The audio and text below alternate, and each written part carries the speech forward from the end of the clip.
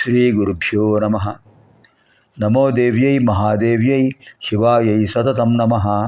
నమః ప్రకృత్యై భద్రాయై నియతా ప్రణతాస్మతాం. శృతిస్మృతిపురాణానాం ఆలయం కరుణాలయం నమామి భగవత్పాదం శంకరం లోకశంకరం. అర్చనకాలే రూపగత, సంస్తుతికాలే శబ్దగత, చింతనకాలే ప్రాణగత, తత్వవిచారే సర్వగత. ఓం ఐం హ్రీం శ్రీం శ్రీమాత్రే నమః. ఓం ఐం హ్రీం శ్రీం శ్రీమాత్రే నమః. ఓం ఐం హ్రీం శ్రీం శ్రీమాత్రే నమః. ఓం ఐం హ్రీం శ్రీం శ్రీమాత్రే నమః. ఓం ఐం హ్రీం శ్రీం శ్రీమాత్రే నమః. ఓం ఐం హ్రీం శ్రీం శ్రీమాత్రే నమః. ఓం ఐం హ్రీం శ్రీం శ్రీమాత్రే నమః. ఓం ఐం హ్రీం శ్రీం శ్రీమాత్రే నమః. ఓం ఐం హ్రీం శ్రీం శ్రీమాత్రే నమః. ఓం ఐం హ్రీం శ్రీం శ్రీమాత్రే నమః. ఓం ఐం హ్రీం శ్రీం శ్రీమాత్రే నమః. ఇచ్ఛాశక్తి, జ్ఞానశక్తి, క్రియాశక్తి స్వరూపుడైనటువంటి లలితా పరాభట్టారిక యొక్క ఆ అమ్మవారి యొక్క దివ్యానుగ్రహంతో మనం మహిమాన్వితమైన లలితా త్రిశతి స్తోత్రంలో పౌర్వపీఠికలో చివరి భాగంలోకి వచ్చేసాం. 27, 28 శ్లోకాలు. దీంతో మనకు పౌర్వపీఠిక అయిపోతుంది. తర్వాత ఇంకా మంత్రభాగం వస్తుంది. 27 శ్లోకం. కేవలం నామబుద్ధిస్తే నకార్యాతేషు కుంభజ మంత్రాత్మకత్వమేతేషాం నామాత్మతాపి చ తస్మాదేకాగ్రమనసా శ్రోతవ్యం భవతా మునే. సూత ఉవాచ ఇత్యుక్త్వా తు హయగ్రీవః ప్రోచే నామశ తత్రయం.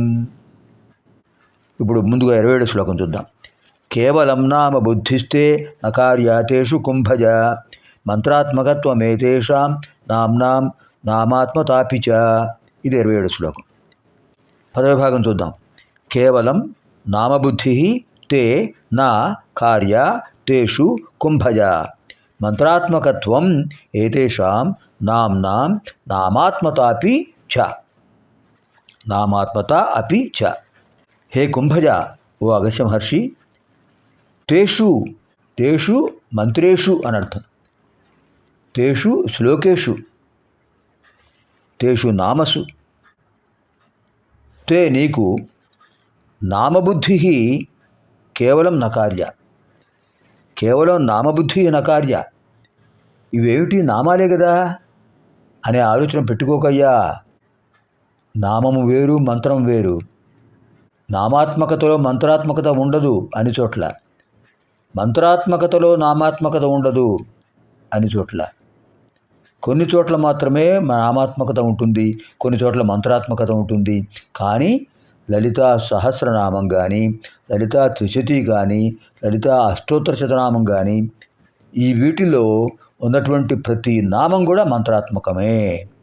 నామాత్మకత్వే మంత్రాత్మకత్వం చ అస్తి అస్తి అస్తి. నామంలోనే మంత్రం కూడా ఉన్నది ఉన్నది ఉన్నది. అది హయగ్రీవ స్వామివారు చెప్పేది. కేవలం నామబుద్ధిస్తే నకార్య తేషు కుంభజ. హే కుంభజ, తేషు వాటి యందు, అంటే ఈ శ్లోకంలో యందు, కేవలం నామబుద్ధి, కేవలం నామాలే కదా అనే ఆలోచన తే నీకు నకార్య పనికిరాదు. నువ్వు అలా ఆలోచన పెట్టుకోకు, ఆ భావన ఉంచుకోకు నువ్వు. కారణం ఏమిటి అదే చెప్తున్నాడు తర్వాత.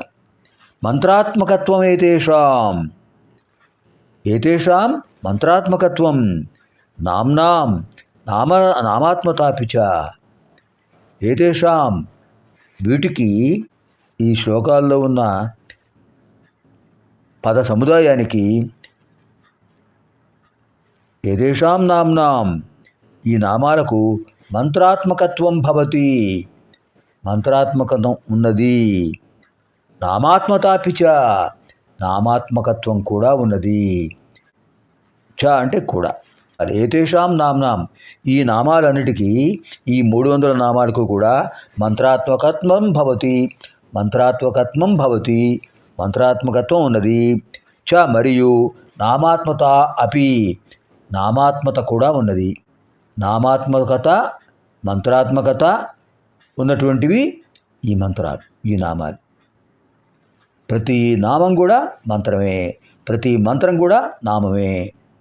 అది విశేషం. అంచేత అలా అటువంటి భావన నీకు ఉండాలి. అంతేగాని కేవలం నామాలే కదా అనే బుద్ధి నీకు ఆలోచన పనికిరాదు.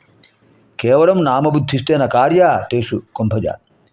హే కుంభజ, తేషు కేవలం నామబుద్ధి తే నకార్య. అలా నీకు ఆలోచన రాకూడదు, ఆ బుద్ధి ఉండకూడదు, ఆ ఆలోచన, ఆ భావన ఉండకూడదు. కారణం ఏంటి? ఏతేషాం నామ్నాం, ఈ నామాలన్నిటికీ కూడా మంత్రాత్మకత్వం నామాత్మతాపిచ, మంత్రాత్మకత్వం ఉన్నది, నామాత్మకత్వం ఉన్నది. తర్వాత 28. తస్మాత్ ఏకాగ్రమనస శ్రోతవ్యం భవతా మునే. తస్మాత్ ఏకాగ్రమనస శ్రోతవ్యం భవతా మునే అని శ్లోక పూర్వార్థం హయగ్రీవ స్వామి వారు చెప్పారు. శ్లోకం ఉత్తరార్థంలో సూతౌ వాచ, సూతుల వారు వ్యాఖ్యానం, సూతుల వారు చెప్పే మాట. ఇత్యుక్త్వాతు హయగ్రీవ ప్రోచే నామశతత్రయం. ఇది 28 శ్లోకంలో ఉత్తర భాగం, ఉత్తరార్థం. తస్మాత్ ఏకాగ్ర మనస శ్రోతవ్యం భవతా మునే. ఇది 28 శ్లోకంలో పూర్వార్థం. సూతౌ వాచ, సూతుల వారు చెప్తున్నారు. ఇత్యుక్త్వాతు హయగ్రీవ ప్రోచే నామశతత్రయం. ఇది 28 శ్లోకంలో ఉత్తరార్థం. అంటే 28 శ్లోకంలో పూర్వార్థం హయగ్రీవ స్వామి వారు చెప్పింది, ఉత్తరార్థం సూతుల వారి వ్యాఖ్యానం. తస్మాత్ ఏకాగ్ర మనస శ్రోతవ్యం భవతా మునే. మునే సంబోధన, హే మునే. సూతః ఉవాచ ఇతి ఉక్త్వా తు హయగ్రీవః ప్రోచే నామశతత్రయం. అందువల్ల మునే, ఓ అగస్త్య మహర్షి, ఏకాగ్ర మనసా భవతా శ్రోతవ్యం, నేను చెప్పబోతున్నాను, నువ్వు అశ్రద్ధగా మాత్రం వినకు. మనస్సును అదుపులో పెట్టుకో, ఇక్కడే ఉంచు మనస్సును. నువ్వు ఇక్కడే ఉన్నావు కానీ మనస్సును ఇక్కడ ఉండకపోవచ్చు, ఎటో తిరుగుతుండొచ్చు. ఆశ్రమంలో ఏం చేస్తున్నారో విద్యార్థులు, యజ్ఞయాగాలు జరుగుతున్నాయో లేదో, వేదమంత్రాలు వెళ్ళే వేస్తున్నారో లేదో, ఈ ఆలోచన రావచ్చు, కానీ రాకూడదు. నేను ఈ 300 మంత్రాలు చెప్పే వరకు కూడా నీ మనస్సు నీలోనే ఉండాలి, ఇక్కడే ఉండాలి.